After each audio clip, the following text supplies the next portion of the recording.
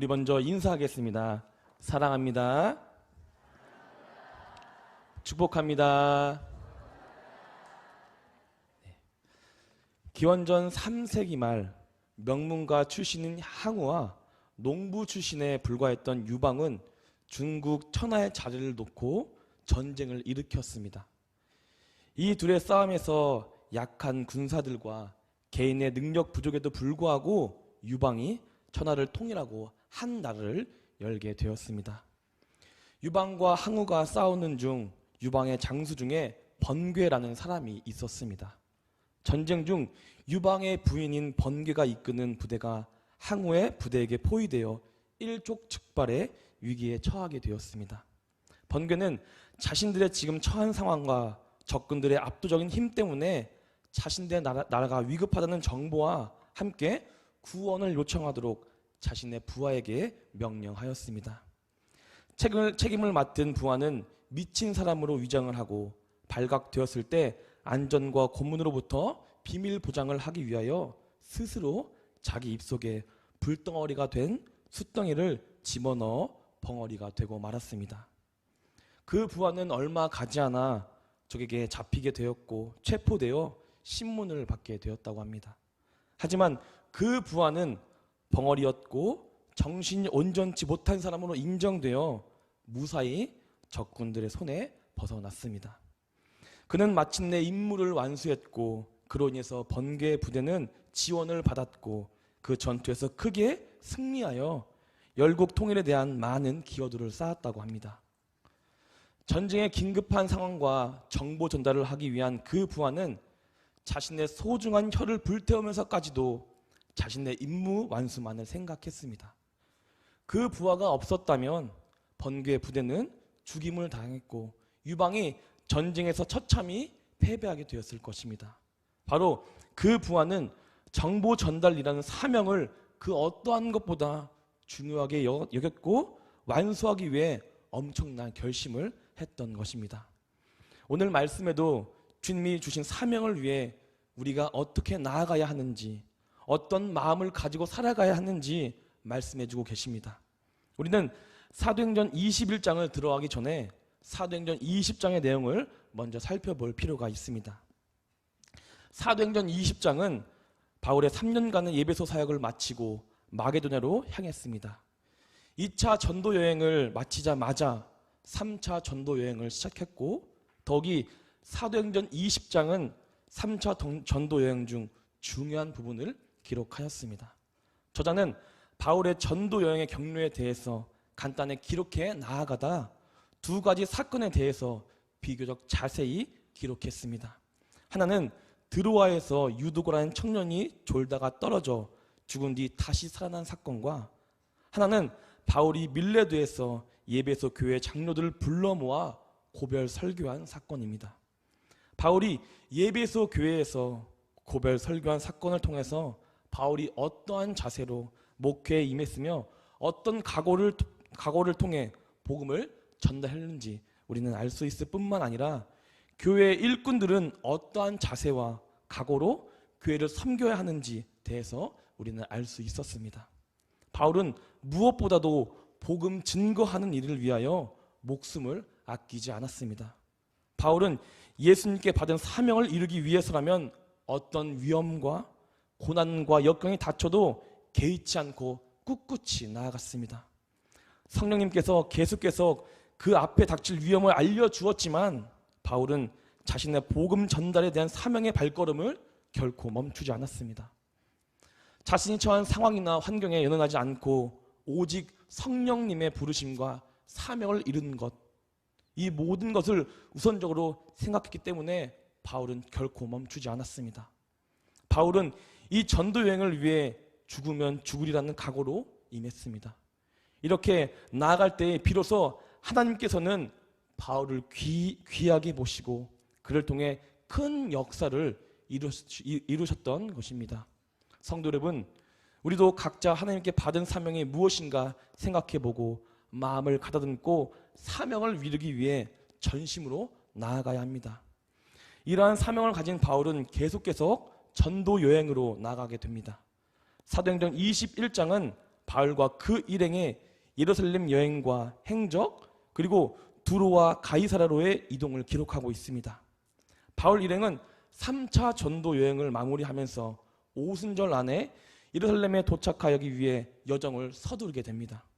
바울은 이 예루살렘으로의 여정은 바울에게 매우 위험한 것이라는 그 사실을 이미 예정되어 있었고, 바울 자신도 이 사실을 알고도 그 모든 것을 각오한 여행이었습니다. 바울은 스스로 고백하기를 이 예루살렘으로의 여정이 성령님의 매임을 받아 가는 것임이라고 밝혔습니다. 그리고 예루살렘에서 일어난 일에 대한 암담함을 토로하였습니다. 바울은 예루살렘에서 결박과 환란이 자신을 기다리고 있음을 성령의 가르침을 통해 알고 있으면서도 배웅하러 나온 이들에게 나의 얼굴을 다시 못 보게 될 것이라고 그들에게 말하였습니다.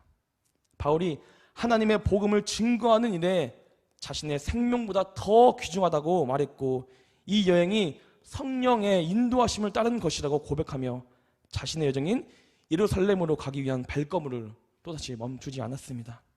그리고 오늘 본문 사도행전 21장 1절부터 14절까지는 예루살렘의 여정으로 경로에 이어지게 됩니다. 저자는 마지막의 여행이 될지도 모르는 우리 예루살렘의 귀한 이야기를 세밀하게 다루고 있습니다. 이렇게 예루살렘으로 가는 여정을 상세하게 보도하는 이유는 바울의 예루살렘의 여행이 갖는 의미를 통해 주님께서 우리에게 명확하게 하실 말씀이 있다는 것입니다. 바울 일행은 출발하면서 즉시 고스로 갔습니다.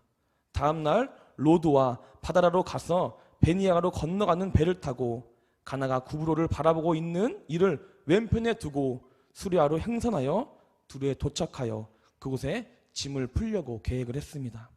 그리고 두루에서 제자들을 찾아 만났고 그곳에 7일 동안 머무르게 되었습니다.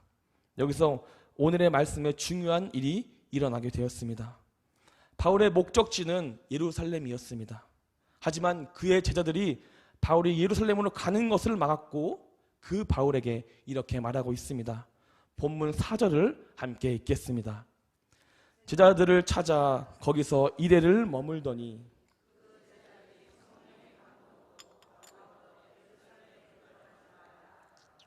아멘.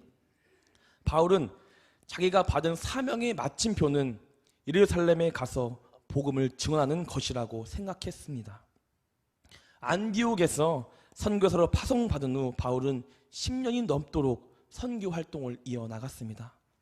하나님께서 자신을 이방인의 사도로 불러주셨다고 사실을 알게 된 후 진심과 최선을 다해 선교의 발걸음을 멈추지 않았습니다.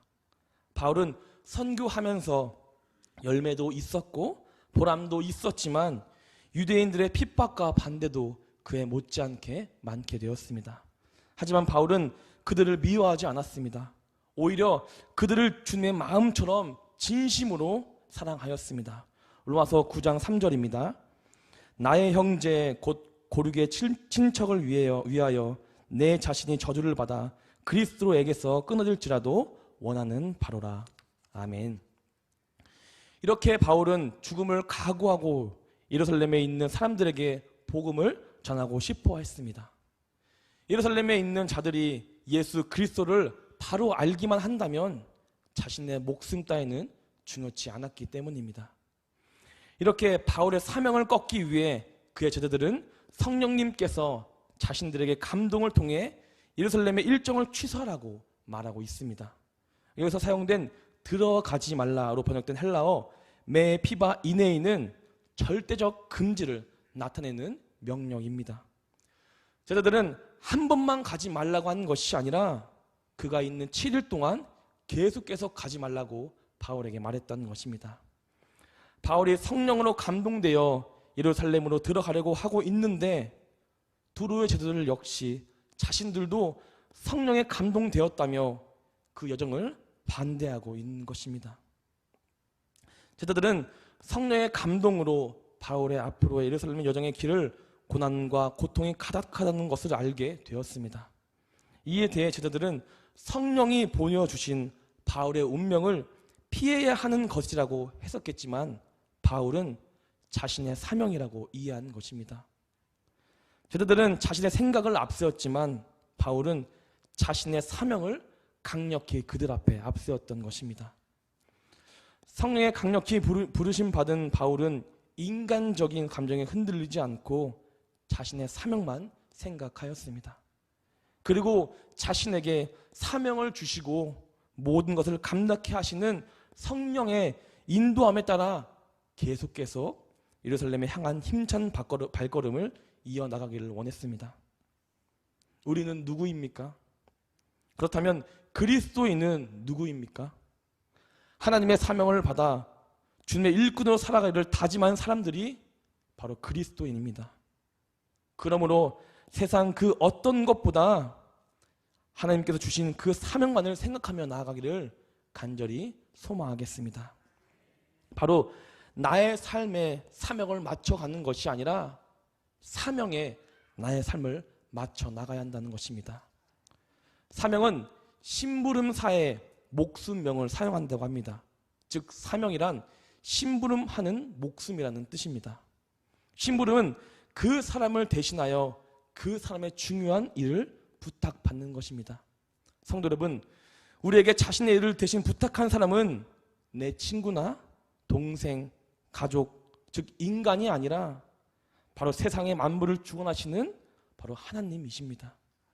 그런 분께서 나에게 부탁하신 일이라면 우리는 결코 가볍게 생각해서는 안 된다는 것입니다. 심부름하기 위한 목숨을 심부름하는 일에 사용하지 않는다면 그 목숨은 존재할 이유가 없는 것입니다. 그렇습니다. 우리의 생명은 하나님이 부탁하신 심부름을 하기 위해 잠시 우리에게 주신 선물인 것입니다. 주님이 주신 그 선물을 보답하는 것, 바로 주님이 우리에게 맡겨주신 일, 즉 사명을 이루어 나가는 그 삶이 바로 참된 그리스도인의 삶이라는 것입니다. 또한 그 사람이 자신의 일을 맡기기 위해서는 그 사람에 대한 큰 믿음이 필요합니다. 그 사람에 대한 믿음이 약하거나 믿음보다 의심이 더 크다면 절대 그 사람을 나 대신해서 일을 부탁할 수 없는 것입니다. 하나님께서 사명을 주셨다는 것은 우리를 그만큼 믿고 계신다는 것입니다. 우리는 일반적으로 사람이 하나님을 믿는다고 생각하지만 우리만 하나님을 믿는 것이 아니라 하나님께서도 우리를 믿고 계신다는 것을 항상 명심해야 합니다. 우리를 믿기 때문에 사명을 주셨고 우리를 믿기 때문에 하나뿐인 아들 예수님의 목숨으로 우리를 구원해 주셨고 우리를 믿기 때문에 지금 이 자리까지 인도해 주셨던 것입니다. 사랑하는 성도 여러분, 우리는 주님을 믿기로 고백했고 주님께서 주신 사명을 이루기 위해 살아가는 존재입니다. 생명보다 주님께서 맡겨주신 그 일을 더 붙잡고 그 주님의 부르심에 응답하는 사람이 되기를 간절히 소망하겠습니다. 이러한 바울의 사명을 꺾지 못한 제자들은 이 모든 것을 인정하고 바울의 예루살렘을 향한 여정을 위해 기도로 답해 주었습니다. 바울은 두로를 떠나 둘레마이에 이르러 형제들에게 안부를 묻고 그들과 하루를 보냈습니다. 그 다음날 둘레마이를 떠나 가이사랴에 도착했고 거기서 7 집사 중 하나인 전도사 빌립의 집에 머물게 되었고 또 다른 사건이 일어나게 됩니다. 본문 10절부터 13절까지를 고독하시고 마지막 13절을 함께 읽겠습니다. 10절입니다. 일어날 머물러 있더니 아가보라 하는 한 선지자가 유대로부터 내려와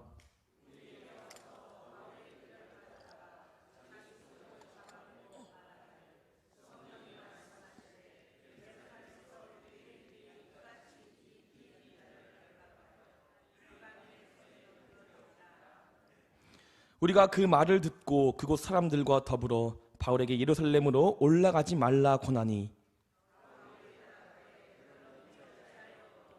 내 마음을 상하게 하느냐 나는 주 예수의 이름을 위하여 결박당할 뿐 아니라 예루살렘에서 죽을 것도 각오하였노라 하니 아멘.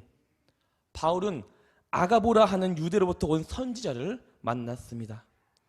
선지자 아가보는 바울의 허리를 둘린 띠로 자의 손에 손과 발을 묶고 말하며 이 띠의 주인이 이렇게 묶여 이방인에게 넘겨질 것이라고 예언하였습니다.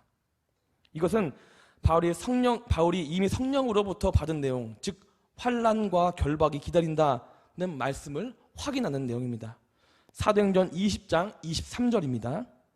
오직 성령이 각 성에서 내게 증언하여 결박과 환난이 나를 기다린다 하니라.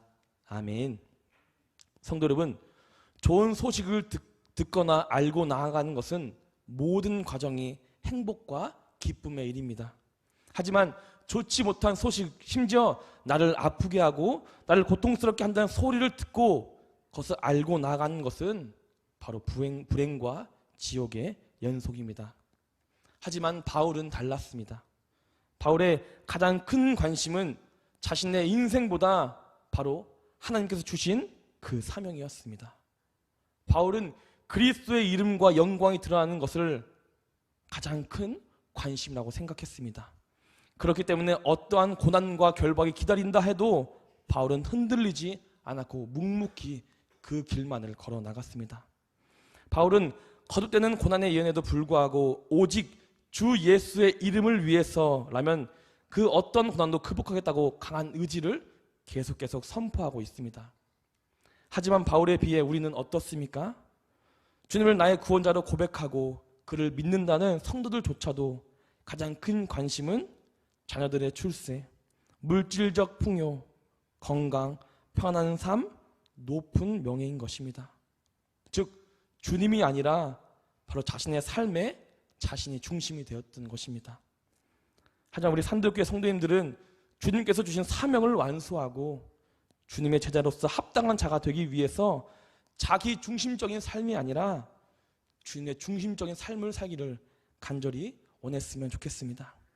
설령 그것이 고난의 길, 핍박의 길이라 해도 주님이 나에게 맡겨준 그 사명만을 생각하며 그리스도의 영광과 세상의 구원을 위해 살아갔던 그 사도 바울과 같은 삶을 살기를 간절히 소망하겠습니다. 바울은 그 누구도, 그 어떤 사람도 그 사명을 절대 꺾을 수 없었습니다. 본문 14절입니다. 함께 읽겠습니다. 그가 권함을 받지 아니함으로 우리가 주의 뜻대로 이루어지이다 하고 그쳤노라. 새 번역에는 이렇게 말합니다. 제가 읽어드리겠습니다. 바울이 우리의 만류를 받아들이지 않으므로 우리는 주님의 뜻이 이루어지기를 빕니다 하고는 더 말하지 않았다. 바울의 사명을 붙잡기 위해 노력했던 자들도 이제는 포기하고 바울의 사명을 응원해 줬습니다. 그들은 바울의 그 사명을 지키기 위해 얼마나 노력했고 뼈를 깎는 그런 결심을 알게 되었습니다. 바울은 자신의 삶 속에서 주님의 모습을 보여줬습니다. 바울을 통해 많은 자가 영생을 얻고 구원을 받게 되었고 천국에 들어갈 수 있는 키를 얻게 되었습니다. 말씀을 마치겠습니다. 바울은 많은 어려움 중에 예수 그리스도만을 위해서 복음의 수종을 드는 자였습니다. 예루살렘까지의 많은 여정 속에 수많은 위험이 있다는 것도 그것들을 감수해야 할지를 알고 이 여행을 시작했습니다. 비록 말할 수 없는 어려움이 예견되어 있다고 해도 바울은 그 부름받은 사명으로 하나님께서 주신 길을 묵묵히 걸어 나가는 자였습니다. 사명은 목숨을 걸어야 합니다. 절대 가벼운 것도 아니고 절대 쉬운 것도 아닙니다. 그리스도인의 사명은 가시밭길에서 꽃길로 오는 것이 아닙니다. 바로 꽃길에서 가시밭길로 가는 평안한 곳에서 평안하지 못한 곳, 그것으로 가는 것이 바로 주님의 길이고 주님에게 우리에게 주신 사명인 것입니다. 성도 여러분, 우리는 흔들리지 않았으면 좋겠습니다. 그 사명의 길에 고난과 핍박이 존재한다는 사실을 알아도 묵묵히 사명을 지키며 주님께서 맡겨주신 그 일을 완벽하게 이루어가는 참된 주님의 자녀가 되기를 간절히 소망하겠습니다. 그로써 모든 것을 완벽히 이루고 우리에게 주실 주님의 참 사랑과 참 은혜를 간절히 느끼고 경험하기를 간절히 소망하겠습니다. 기도하겠습니다. 사랑의 주님, 감사합니다. 주님께서 항상 저희를 부르시지만 응답하지 못하는 우리를 용서하여 주시옵소서. 세상 속에 살아가면서 주님께서 주신 사명을 잊어버리고 자신만 생각한 저희들에게 다시 한번 깨닫는 시간을 허락해 주심을 주님 감사합니다. 주님, 우리가 주님께서 주신 사명을 가지고 한평생 주님만을 바라볼 수 있는 인생을 허락하여 주시옵소서. 사명자의 길이 고난과 역경에 존재할지라도 바울처럼 굳건하게 나아갈 수 있는 삶을 인도하여 주시옵소서. 그로써 우리의 인생이 다한 그날에 주님께서 주신 영원한 은혜를 누리며 살아가는 참된 자녀가 될 수 있게 그 모든 것을 인도하여 주시옵소서. 살아계신 예수 그리스도의 이름으로 기도드립니다.